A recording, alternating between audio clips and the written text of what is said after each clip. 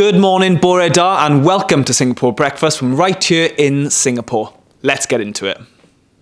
We are over halfway through out here in Singapore and we still have so much to look forward to. We have Jordan Holden hoping to bag his place in tonight's 3-metre final, as well as the men's 4x2 freestyle relay team who have qualified for tonight's final in first medal position. I can't wait to see what they do. Now, fresh off that 4x2 relay team last night, we are joined by two very familiar faces in the Great Britain setup. Freya Corbett and Abby Wood. Hey! Welcome to the studio. How are you both? Good, thanks. Yeah, a bit tired after last night, but good, in high spirits, and yeah, ready to go again on Sunday for our 4 medley. Yeah, back ending the meet with the 4 med, bit scary, but no, we've got a couple of days off now, so we're quite excited. Yeah, you're going to be fine. Of course, we just mentioned you were in that 4x2 last night. It's a very new team. Yesterday was your first competition as a team. Yeah. You were 5th in the world for the first time, as a team. That is incredible. What are your reflections on that today? I think it's definitely an event we're all really excited about. Like in the core room, the vibes are very high. We love racing all together, and like I said in the interview last night, for Leah, Abby and myself, we don't do other relays, so the 4x2 is really our shot to do something as a group, and I think we've done a lot of work into being really close as friends and sort of team bonding with Lucy and from the Heat and other girls across the whole of the British Swimming Aquatics GB team. So it was definitely high vibes. I think were we 5th at the Olympics and 4th in Fukuoka? Yeah. Is that right? Yeah. So we've been there or thereabouts for a few years now, and I think we were really excited to try and kind of push on and hit that podium and break through. But this year wasn't the year, but we've got 3 more years until LA, and so it's definitely something we're going to progress a lot through, hopefully. Yeah, I think one of the best signs was afterwards, we were a bit gutted, and I think it showed that we did really care this time, because I think before we've been quite fine with being 4th or 5th or 6th, but we were going into the final really trying to shoot for a medal, and I think just we all remember the feeling we felt afterwards. Obviously there was a bit of disappointment, but 5th in the world as this quartet, it's not a bad start, and I think the 200 free girls depth in Great Britain is really stepping up. There's so many girls under 2 minutes now, and yeah, I think it was great for Leah to have a taste of what it's like, because it is really fun. Everything's moving in the right direction for sure. So we're just looking forward to the future, and getting those 4 really strong individual performances in the same race will definitely tip us over the edge. Mm-hmm. Yeah. Well, it is Leah's first major international competition. Obviously, she was in that final for the first time last night.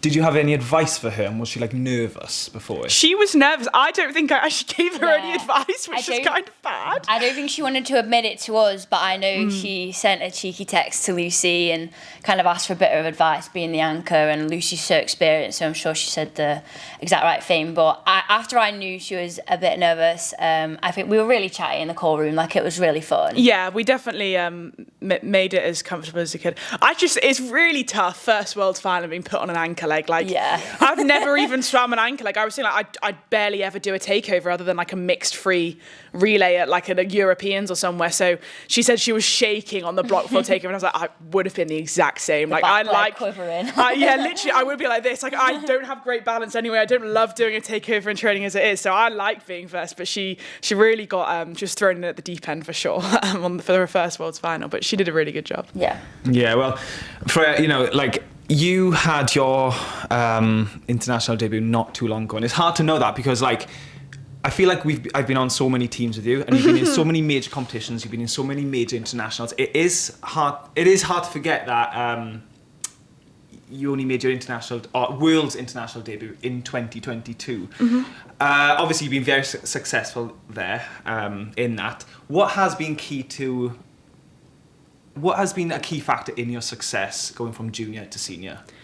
I think my first Worlds in 2022, I think I relate so much to a lot of the debutantes here because I was so nervous. The person I was at that competition is very different to the person I am at competitions nowadays, and I've definitely grown a lot as a person. And for me, being such a sociable person, going from, I was still at my original club at Nova when I did that first senior debut, and moving to Loughborough and working with other athletes and coaches who were on senior teams so regularly, like just being comfortable within my own group, that then when we went to Japan, my second World in Fukuoka in 2023, I was so comfortable with who I was working with, and I had such strong friends within the team already that when I went, it just seemed like any other competition. And so I think almost getting to know the people around me definitely helped a lot in terms of how I felt at a competition, like mentally and stuff, because it is so mental rather than all the training you've done sometimes. But physically training wise, I think just stepping up and moving to Loughborough and training with other girls like Abby who, are so experienced in doing events that are very similarly to me, and just seeing like that higher level of training. And it was such a group mentality, and having that, because I had quite a high level of training, I like to think, before, but it was just myself going to these competitions and making these teams. And so being able to do it as part of a group and having so much support from teammates definitely made a huge difference. Is it nice as well, because obviously you train with Abby in Loughborough, is it nice training together and coming away to a competition together? Because it's kind of like, is it like your safety bubble there? Definitely, that's the best way to put it. Like, the major difference is a safety bubble, exactly like that. Like, part of my bubble at home in Loughborough comes with me wherever I go, which is really, really nice. And I think it's definitely, maybe I underestimated the amount of impact that would have, but I think you can see it, for example, with Leah this year. Like, she's been at Manchester for a year now, and like, she's come away, there's 5 or 6 guys from Manchester who are here, so she's not shaking in a corner as much as I was on my first. Like, she's comfortable, she's she's not as nervous necessarily, like, socially, and she's definitely made a good impact and blended in well with the team because she has got like a bubble. So if there's any way to advocate for like training at a centre, I think it's just like a social bubble when you come away is definitely a big difference. Yeah. And Abby, you know all about that transition from junior to senior. Obviously, we were on the same team in 2014 in Dordrecht, the Netherlands, European Juniors. We've already talked to Duncan about this. Yeah. I love that that trip. That was so good. Obviously, like, you've been in the senior stage now for a long time. You staying at the top has been phenomenal. And what has been the key in your success in that longevity throughout the years?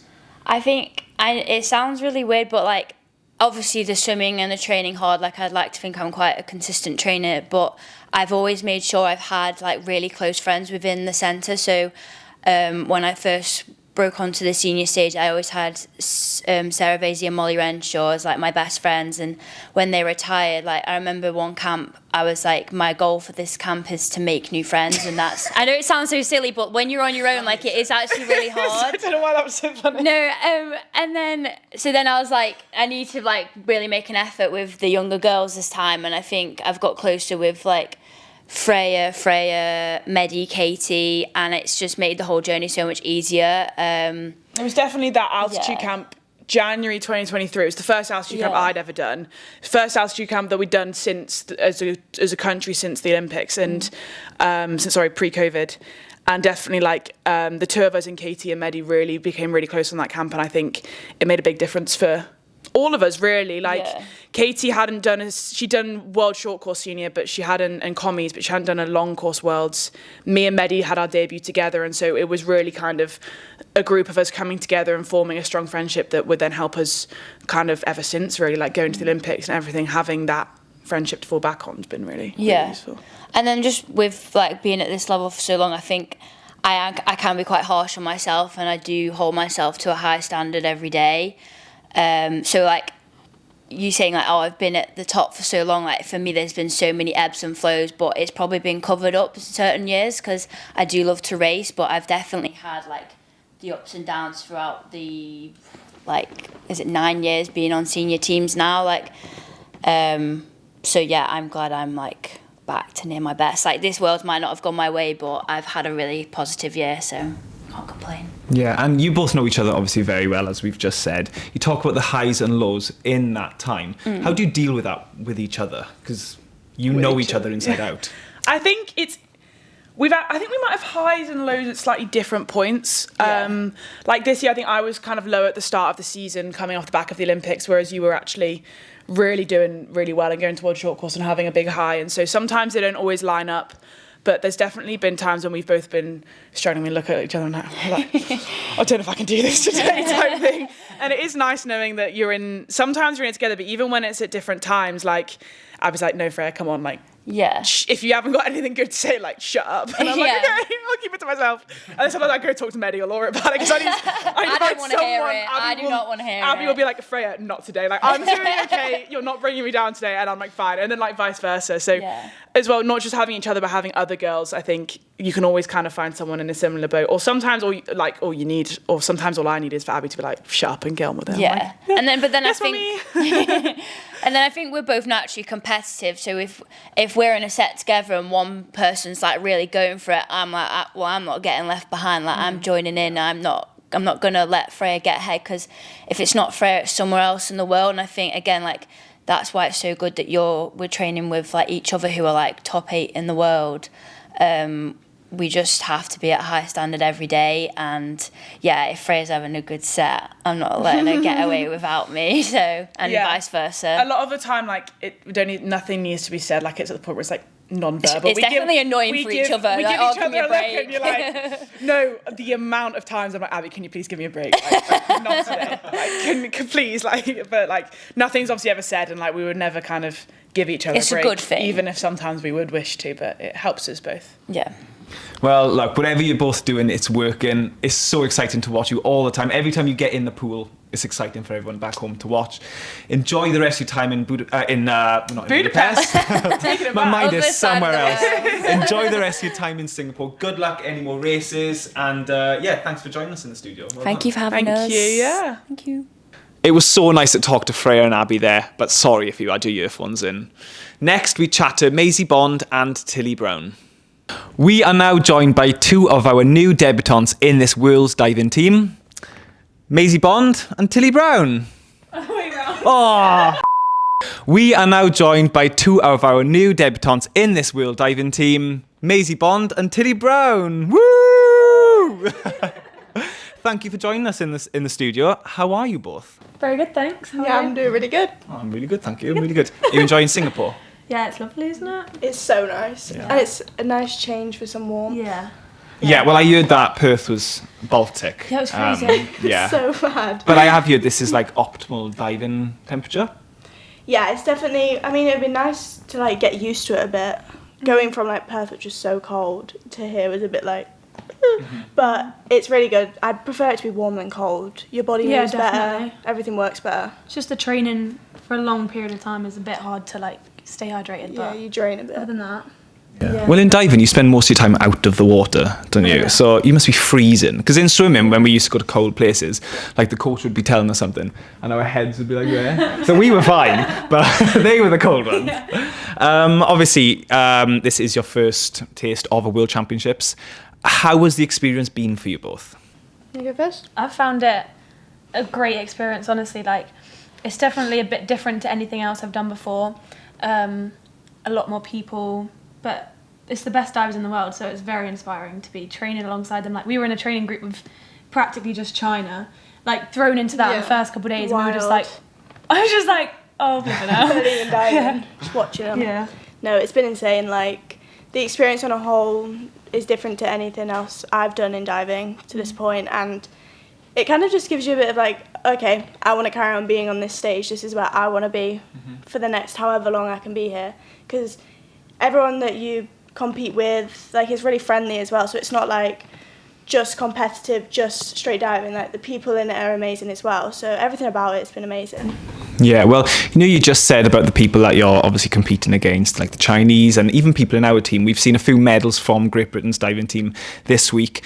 Because it's your first World Championships, do you find yourself going to people like Jack Law for like advice on his experience? Because he's been in this sport such a long time, and that's what you're hoping for. Do you go to him?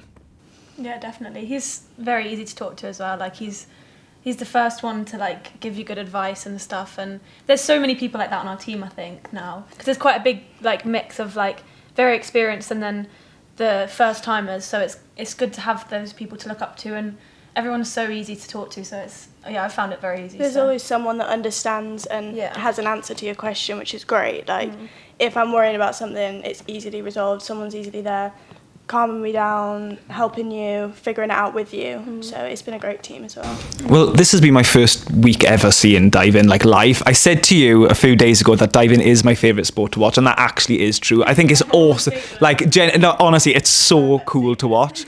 Yeah.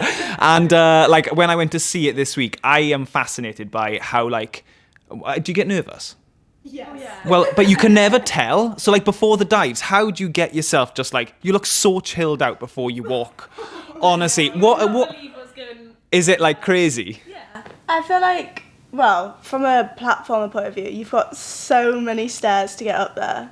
Like, it's like, I'm So setting off many. like 5-6 divers before me, I got to get going. So, like, for me, to try and calm myself down, you just kind of get in the zone, you got your headphones on. It's a bit different, I guess, to swimming, where you've got to, like, stay focused the whole time, but calm your nerves in between each dive. Because if you keep being in that, like, nervous, like, too upbeat, I guess, state, you tire yourself out a bit. So I think you try to stay in that, like, calm mood. And then for me, as I get up the stairs, it's kind of like I keep myself warm and do all of that, but I just think about other things, singing a song in my head, thinking about, it's such a mix. It's either what's been playing in between each dive, like anything I hear, I'm going to sing it. Okay. Like, I'm just trying to keep myself distracted. But my comp playlist has got a lot of, like, Pitbull, Rihanna. The good music. Yeah. Beat round, That's the sort of music I listen to. Yeah. Do you know, obviously there's a few, like, disciplines. So there's platform and there's springboard. Do your mindsets change between each one? I think it's quite a different mindset. It's so I say, from what you were just saying for platform, like, being a springboard diver, you've got an added fear of, honestly, falling off the board. Because, like, springboards are, like, they're a scary thing to be. Like, you're not as high as the platform, but they're unpredictable sometimes. Like, everyone's had, like, a fall off or whatever. So that's kind of in the back of your mind, and you have to, like, put that away and just think, right, we've got to get this dive off now. I think they're pretty different. They're pretty different They're sports, so platform different, and springboard. I think, like, well, I stopped doing springboard ages ago, so I can't even, like, but standing on a platform on 10 metre, I think there's rarely a time where you're not petrified. And I think 3 metre, you're in training, I think the fear level's a bit lower maybe. Yeah. Like, the fear on 10 metre is, if you walk up there and you're not scared, it's weird. Okay. It's a weird thing for you. Like, there's a lot of people that you speak to and you're like, I'm always so scared, and it's like, that's so normal. Yeah. Because it's such, like, you're high, you're about to spin towards the board or away from it, and you're putting yourself in danger, I guess, in diving anyway. But I think platforms a lot, like, I would say, scarier in training. And I think both of them, you're going to be nervous as hell during competing. But I think... Yeah, I agree. But that springboard, I think, especially with your takeoffs, it takes a lot more practice on that part. Okay. Consistency. Well, I've never jumped off a springboard or been on one, but I have jumped off a 10-metre platform. It's, like, horrific. Honestly, I don't know how you do it. And I said something so silly when I was talking to Robbie the other day. I said, after this, when we get home, I'm going to come to London and I want some of you divers to, like, teach me, like, a dive or something for, like, 2 days to see. I should not have said that, should I? But, like, no, I know. But I've been off a 10-metre before. It was like a fall off, not jump, really. And I remember getting to the top, and you know, like, the railings? I was, like, hanging on to the railings and, like, coming over the edge, like, it's horrific. But when I do come to London when we're home, you're both in Sheffield, so I might come to Sheffield. What do you think you could teach me in 2 days, going from a complete novice? What do you think I could do? Yeah. No. Because Robbie said he thinks I could land, like, hands first. Oh, think you yeah, could do a dive off definitely. Off the 10? Yeah. Well, I spoke to the team doctor earlier, and she was like, "Don't do that." She was like, I reckon I could get you doing, like, you could do a front one off on 1 metre or 3 metre springboard. Okay. Maybe an inward dive. I reckon. Is that back to the pool? Back, you That's stand back to the backwards. ball, but spin towards the board. Okay. You just had to jump really far back. You'll be fine. Okay. So think of the belly flop I'd have, though. Oh, it'd be so bad, I'd wouldn't really it? enjoy myself. Best 2 days. Do you know the bubbles at the bottom? They'd need a lot of them. That would need to be on full. Obviously, like, this is a controversial question, but there's so many. Well, I say so many. There's 3 metre springboard and the 10 metre platform, and the 1 metre springboard. Which is the hardest event? Oh, that I don't even think you can answer that really. I think they're all hard in their own way. Yeah. Like Maisie said earlier, like 10 meters is probably the scariest to jump off and everything. Yeah. But then springboard is more about a consistency game. Like it's like a lot more can go wrong in springboard. Yeah, I'd say so. Okay. But I also think with a good thing about springboard compared to platform is you can practice it a lot more. You can't be on 10 meter every day because you're just going to break. Like the impact onto your shoulders, your arms, like your back, everything is too much. It just creates injuries, I guess, if you're always on 10 meter. So like I can't be training my list on 10 meter every day. But a springboarder, yes, it'd be hard still because it's tiring, but you can do that every day. Yeah, that's true. So that's the more difficult part about platform, but I think there's more risky things that can go wrong in 3 meter in a competition. Okay, well, it is so interesting to watch what you both do. I think it's amazing to watch. Honestly, I love it. But thank you very much for joining us in the studio. Congratulations on everything this week. Congratulations on your first World Championships, and we cannot wait to see what you do in the next few years. Thank you. Thank you. We've got such a big afternoon session out here in Singapore. We've got finals from Luke Greenbank and Harrod Evans, and of course that men's 4x2 freestyle relay team. Also, fingers crossed for Jordan Holden, hoping to bag his spot in tonight's 3 meter springboard final. Now, you can watch all of today's action for free on the Aquatics GB website and on Eurovision Sport. I'll see you later.